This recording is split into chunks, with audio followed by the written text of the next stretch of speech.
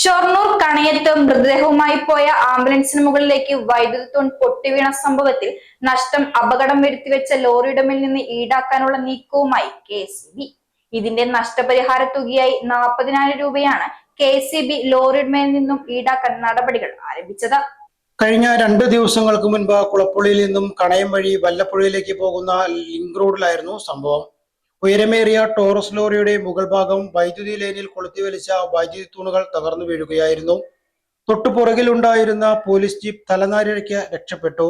അതിനു പിന്നിലുണ്ടായിരുന്ന ആംബുലൻസിന് മുകളിലേക്ക് ഒരു പോസ്റ്റ് പൊട്ടി വീണു. ഇതിന്റെ നഷ്ടപരിഹാരമാണ് ലോറി ഉടമകളിൽ നിന്നും ഈടാക്കാൻ KCB നീക്കം നടത്തുന്നത്. എന്നാൽ ലോറി ഉടമ തുക നൽകുന്ന കാര്യത്തിൽ മറുപടി നൽകാത്തതിനെ തുടർന്ന് KCB ഷൊർണൂർ പോലീസിൽ പരാതി നൽകി. വൈദ്യുതി തൂൺ വീണ തകർന്ന ആംബുലൻസിന് 28,000 രൂപയുടെ നഷ്ടം സംഭവിച്ചതായി ആംബുലൻസ് ഡ്രൈവർ തൃശൂർ സ്വദേശി ജോൺ നീലങ്കാവിൽ പറഞ്ഞു. ലോറി ഉടമയോട് നഷ്ടപരിഹാരം ആവശ്യപ്പെട്ടിട്ടുണ്ടെന്നും ലഭിച്ചില്ലെങ്കിൽ നിയമ നടപടികളുമായി മുന്നോട്ടു പോകുമെന്നും ആംബുലൻസ് ഡ്രൈവർ പറഞ്ഞു.